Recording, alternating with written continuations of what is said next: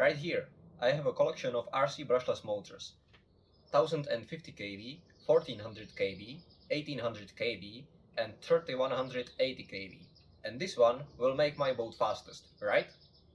Well, I'm not so sure about that, and we will talk about it in this video. In this video, I will explain why it is so essential to choose a correct kV value for your electric brushless motor, whether it's for the Supersprint or any other RC jet boat. And we will be using a thrust measuring station with the Supersprint pump mounted to compare the performance of these four motors. Let's get started. First, I will mount the lowest kV motor, 1050 kV, to the motor mount and see how it performs.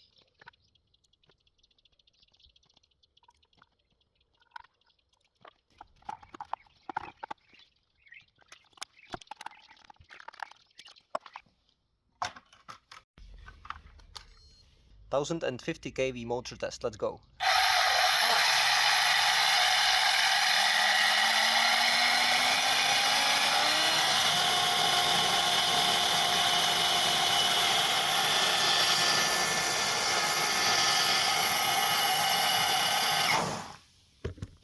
Alright, now I will keep everything the same and I will only change the motor, and then I will also do it 2 more times.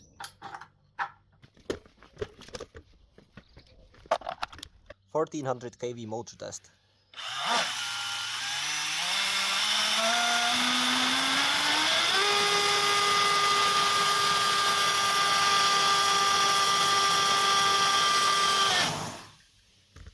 Alright, that was a bit better. We are getting increase in performance right here. Let's see how the other motors do. 1800 kV motor test, and now I have the feeling that something will start to go wrong, you will see.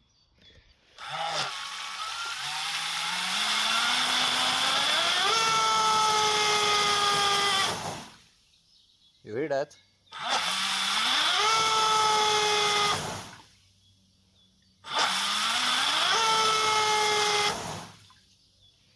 And that's the ESC cutoff. So I went and I picked another battery and I will connect it in parallel to prevent the low voltage cutoff, because the motor is pulling too many amps from the single battery. 1800 motor kV, 2 parallel batteries test.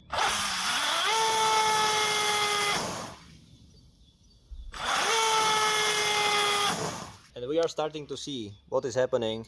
The amps are going crazy high. We are getting over 90 amps and we only got about 0.8 more kilograms of thrust. If something explodes now, it's completely my fault. 3180 kV motor test.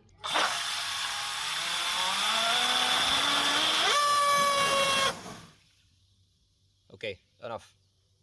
Now let's take a look at the data and understand the differences between the behavior of these four motors.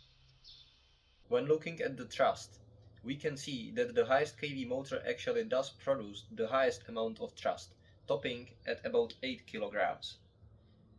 Which means that if we have an infinitely capable power system in our RC boat, like big batteries and really big ESC, and also infinitely capable water cooling, we will be able to achieve the highest speed with the highest kV motor. But in reality, we are facing a problem. And the problem is the power consumption. As you can see, as you increase the motor kV, the power consumption is increasing very rapidly, starting at about 800 watts with the lowest kV motor, increasing to still reasonable 1200 watts, which is about what we can achieve in the Supersprint. Then we jump up to 1900 watts. And with the highest kV motor, we end up with a really astonishing 3000 and 1200 watts. Still, looking at these two charts, it might seem like the power consumption is just a reasonable price for the increase in performance. Let's look how the efficiency of the brushless motor looks like. With the lowest kV motor, the efficiency is the highest at 95%. This is an amazing number because it means that 95% of the power stored in the batteries will actually be transferred into the pump through the shaft. Jumping up to the 1400 kV motor, we can see that this efficiency is still very usable. 86% of the power stored in the batteries will be converted into mechanical power on the shaft of the pump, resulting in pretty long runtime. But as we increase the kV even more, we can see a significant drop of efficiency, dropping to 68% on the 1800 kV motor and to 61% on the 3180 kV motor. Speaking of the last one, this means that 39% of the power which you have stored in the batteries will end up in heat before even reaching the shaft of the pump. And how much power is actually lost right here? And this is the scary part. Look at how much heat the highest kV motors produce, especially the highest kV one. Before even reaching the pump, we are converting 1260 watts into heat. And we somehow need to suck this heat away from the motor before we destroy it. For comparison, do you know which device might have about 1200 watts? This water boiling pot has 1200 watts. Congratulations, you have just converted your RC jet boat into a water boiling pot. Looking at the size of the Supersprint, imagine generating 1200 watts of heat inside of the hull. Multiple problems can happen. Melting your plastic parts, exploding your ESC, burning your battery, desoldering your connectors. If these worst things don't happen, some other things will happen. For example, look at the size of the batteries I had to use, and this is the battery I am using in the Supersprint.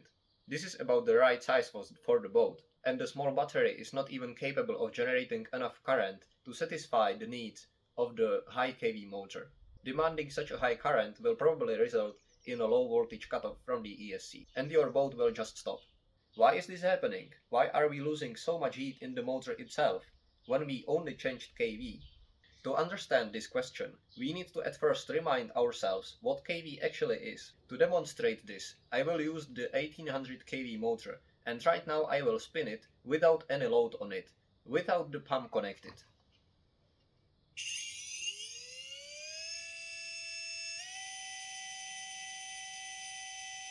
What you are hearing is the unloaded RPM of the motor, which can be calculated by multiplying kV times volts. This will give the unloaded RPM, because there is a difference between unloaded and loaded RPM. Listen to this.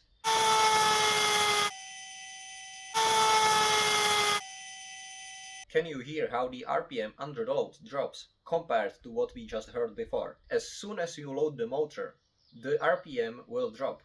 The more you load the motor, the less RPM the motor will be actually able to achieve. Looking at the lowest kV motor, it is almost able to produce the RPM we are asking from it. The faster we spin the pump, the more torque the pump needs. But the motor is just not able to generate enough torque to reach the target RPM. And with the highest kV motor, this difference is extremely significant. If we demand 55,000 RPM from the motor, which is just unachievable and it will require enormous amount of torque, the motor's RPM will drop. And this is why the motor is overloaded. The more RPM the motor loses compared to the demanded value, the more heat it generates. To create a well-balanced and efficient setup, which combines good efficiency with good power output, we need to select the unloaded RPM, which is close to what the motor can actually achieve. If you are building the Supersprint, for example, the optimum and well-balanced motor kV is captured in the Supersprint motor kV chart. With the knowledge from this video, let's take a look how the motor kV chart is built. This chart is capturing the dependence of the optimum kV depending on the voltage of the battery and the motor size which you are using. In this video, we measured the 3660 motor size on 6S, and to get good result with this combination, 1400 kV is a good choice, and the unloaded RPM resulting from this combination, 22.2 volts and 1400 kV, 22.2 volts times 1400 kV gives us 31,080 RPM. This is the 6S setup. And now look how the 4S setup looks like. We have recommended 2100 kV on 14.8 volts. 14.8 volts times 2100 kV gives the same unloaded RPM of 31,080. This is because for the same size of the motor, the same unloaded RPM should be our goal. If you choose a smaller motor, The smaller motor is not capable of producing so much power, so we only need to demand a lower kV from it. For example, 1200 or 1100. So that the smaller motor is still able to keep up. And now let's take a look at how the ESC ratings are built. In this video we measured that the 1400 kV 3660 motor takes about 60 amps on 6S. From this we can calculate the power which the motor is consuming. 22.2 volts times 60 amps equals to about 1332 watts. And to achieve the same power when using the 4S setup, we need 90 amp ESC, because 14.8 volts multiplied by 90 amps also gives 1332 watts. No matter whether you use the 4S setup or the 6S setup, the motor will consume the same amount of power because we are asking the same RPM from it. Notice, as you are increasing the voltage, the required current rating of the ESC drops. And this is the great advantage of high voltage, low current setups, because lower current means less heat in the wires and you don't need such a big ESC. Or if you use a bigger ESC, you are more safe. For example, using a 90 amp ESC on the 6S setup is very safe and won't generate much heat. In contrast, using a low voltage setup, such as 3S or 2S, to achieve the same power requires a really big current and therefore a really big ESC. I don't recommend running a 3660 motor on 3S or 2S, because it results in huge current and a huge required ESC. Stay on the high voltage side and you will be safe with the best performance. I hope this video will meet the purpose of clarifying some questions about motor kV and what influence does it have. If you have any questions regarding the motor kV topic, or if you have any questions regarding any M-Jet design, feel free to ask in the comments or in the official M-Jet Facebook group, which I will link in the description. For now, go and make your boat fly.